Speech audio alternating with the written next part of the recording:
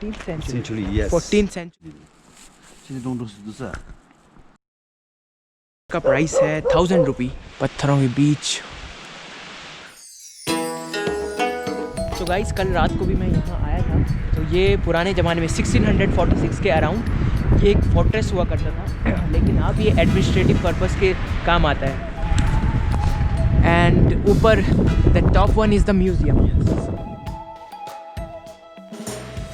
So guys हम लोग अभी एक it's the 14th century, yes. 14th century bridge को देखने जा रहे हैं, जो कि उस टाइम से अभी तक है।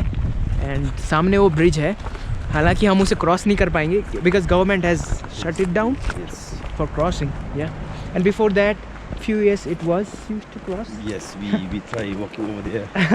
And it's a bit, risky and complicated. Yeah. But we Buddhists are very much superstitious. Yeah. We say that if we walk through that bridge without obstacle, Yeah. we say that we're going to fulfill our wishes. Oh. Because of its omen, the bridge is over here. Because of this omen, we have a village somewhere over there. Yeah. So people of that village, they are very much good in metal works. Oh. And they created this in old years. Not them, but it was created by that saint. Yeah. But because of this omen, this village was blessed by the by the metal. Yes. I mean they are in the metal work. Yes. ये है एक 14th century का bridge, और आप जैसा देख सकते हैं वो पूरी चेन से ही बंधा हुआ है। तो कुछ इस तरीके के ब्रिज पुराने ज़माने में हुआ करते थे। एंड क्योंकि ये अब डेंजरस है तो गवर्नमेंट ने इसे शट डाउन कर दिया है।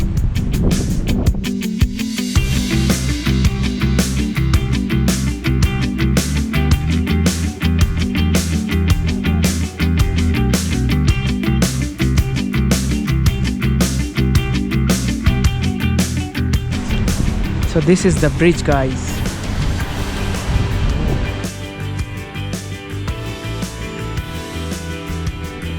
So over here, the small stupas, Yes, these. We call it cha. Chacha. Yes.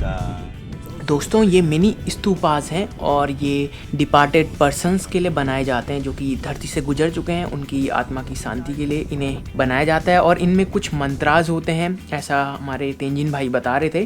साथ में दोस्तों ये जो गोल्डन कलर वाले हैं ये उन लोगों के लिए बनाए जाते हैं जिनकी किडनी या जो किसी बीमारी से जूझ रहे हैं, ताकि वो लोग जल्द से जल्द ठीक हो जाएं, उनके लिए ये गोल्डन कलर वाले बनाए जाते हैं। सो गाइस जो ये स्ट्रक्चर है, मानते हैं कि रात के टाइम नदी को क्रॉस करना अच्छा नहीं होता है। तो जब भी कोई आदमी या कोई पर्सन रात को यहाँ पे आ जाता था और उसे नदी क्रॉस करनी होती थी, तो वो नदी क्रॉस नहीं करते थे, वो अपर फ्लोर में रहते थे, वहाँ रात बिताते थे, खाना बनाते थे। इसलिए ये स्ट्रक्चर है, और साथ में मॉर्निंग होते ही फिर वो ब्रिज को क्रॉस करते थे। तो इसलिए ये इस तरह का स्ट्रक्चर है। एंड ब्रिज क्रॉसिंग 3 साल पहले ही बंद हुई है, और मैंने सोचा कि शायद मैं ब्रिज क्रॉस करूँगा, बट ऐसा नहीं है। एंड ये है king and queen and the future king, the Buddhist prayer. Yes. And we also believe that there are some creatures living in the water. So those creatures, when they pass under the bridge, they are also purified, because of this flag. This is what we believe. That's why we plant this kind of flags where there's abundance of wind. Okay. So when wind comes, it vibrates the flag, and these mantras are taken away by the wind to the other areas, and it purifies the other areas. Wow. जो आपने flag देखे हैं, ये flag, इनमें कुछ मंत्रस लिखे गए हैं, और जब भी ये हवा के साथ फ्लाई करते हैं तो जिधर को ये फ्लाई करेंगे उस एरिया को भी ये प्यूरिफाई करते हैं।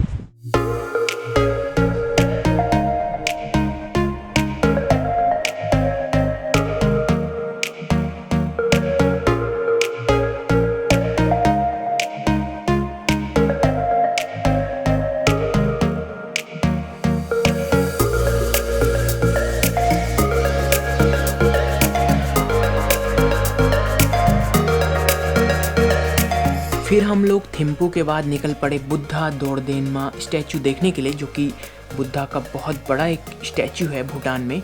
और वहाँ जाने के लिए दोस्तों मैंने ऑनलाइन सर्च किया तो टैक्सी ही एक अच्छा ऑप्शन है, लेकिन अगर आपको ट्रैक या हाइकिंग करनी है तो वो भी एक रास्ता है, हालांकि वो आपको वहाँ के लोकल्स से पता करना होगा।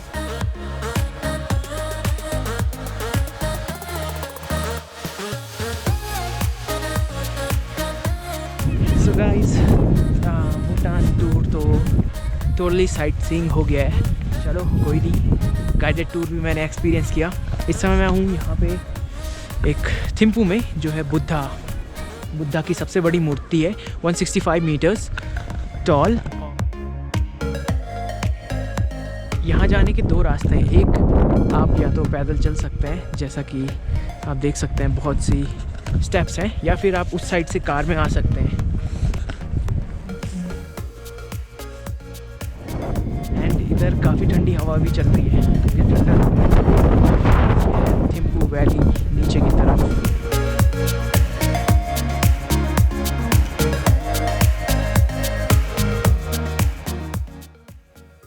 हम लोग जू आए हैं यहाँ के नेशनल एनिमल को देखने। What's the name of national? Takin.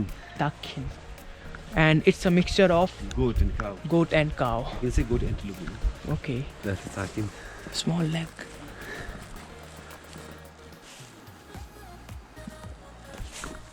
Shut. What be? Don't do this. Don't do this. Hi guys, आज तारीख है 30 जनवरी 2020 और इस समय मैं हूँ थिम्पू के एक होटल में। काफ़ी अच्छा होटल है, आप देख सकते हैं ऊपर लाइटनिंग ठीक ठाक है, गजब की लाइटनिंग है। सो अभी मैं आपके साथ शेयर करने वाला हूँ कि किस तरीके से मुझे भूटान का परमिट मिला, क्योंकि आप as an Indian citizen Bhutan ऐसे ही नहीं जा सकते हैं, आपको परमिट की रिक्वायरमेंट होती है। तो अगर आप फर्स्ट डे से मेरे साथ बने होंगे तो आपने देखा होगा कि मैं एक इमिग्रेशन ऑफिस के पास था जब मैं फुनसोलिंग से निकल रहा था। तो क्या होता है कि सबसे कुछ चीज़ें आपको ध्यान में रखनी है। जब आप जयगांव पहुँचेंगे, जयगांव और फुनसोलिंग बॉर्डर जो है भूटान का मेन बॉर्डर, वहाँ पे एक चीज़ है, 5 किलोमीटर के दायरे तक आप आराम से अंदर जा सकते हैं, आपको कोई भी रिस्ट्रिक्शन नहीं होगी। दूसरा, भूटान इंडिया से 30 मिनट आगे है। तो जब मैं 3:30 बजे उधर गया इमिग्रेशन ऑफिस, तो उन्होंने मुझे प्रोसेस समझाई कि आपको ये डॉक्यूमेंट्स चाहिए होंगे।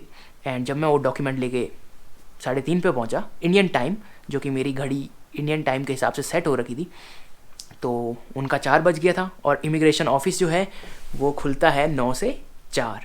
फिर नेक्स्ट डे मैं गया तो डॉक्यूमेंट जो रिक्वायर्ड थे, सबसे पहली चीज़ होटल बुकिंग, पारो की हो सकती है या थिम्पू की हो सकती है।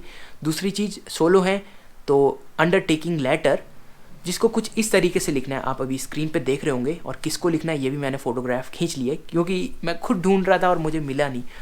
उसके बाद आपके पासपोर्ट या वोटर आईडी की फोटोकॉपी और एक फ़ोटोग्राफ, एंड यस, बस इतना ही। फिर प्रोसेस स्टार्ट होती है। सबसे पहले वो स्टैम्प करते हैं, उसके बाद आपको इमिग्रेशन ऑफिस के अंदर जाना होता है, जहाँ पे सबसे पहले आपको एक ऑफिसर से सिग्नेचर करवाने होते हैं। फिर उसके बाद आपकी फ़ोटोग्राफ और फिंगरप्रिंट लिए जाते हैं। एंड अगर आपको पासपोर्ट है, ये पासपोर्ट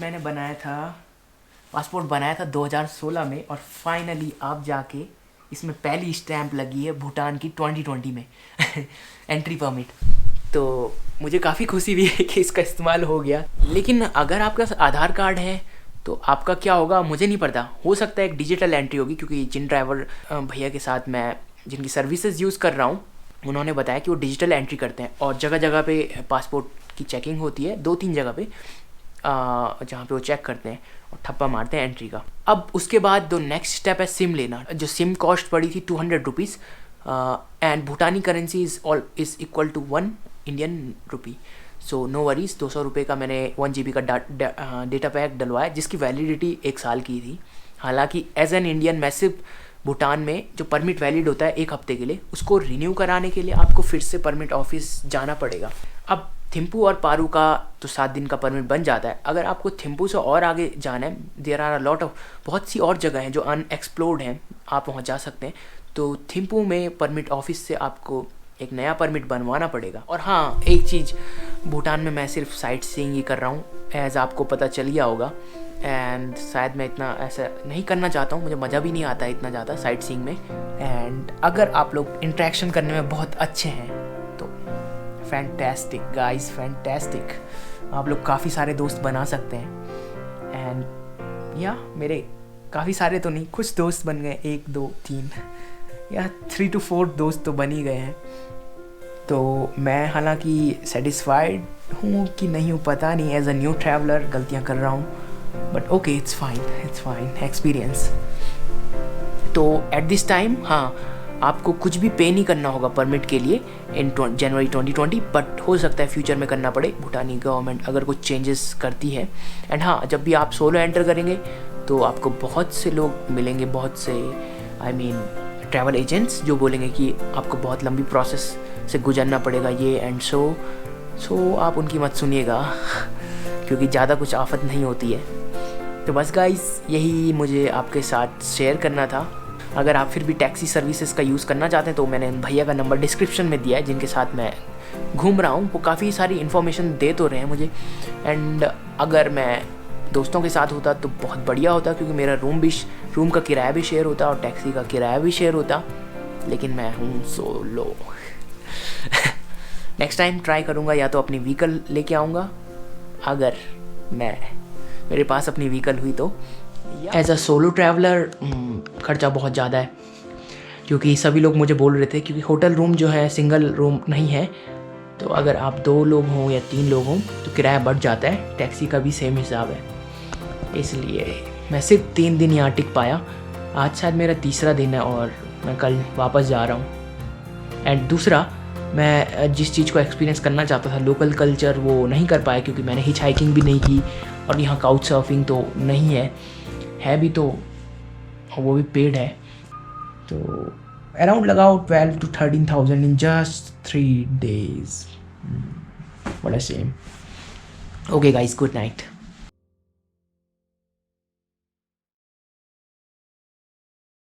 अब नेक्स्ट डेस्टिनेशन है हासीमारा।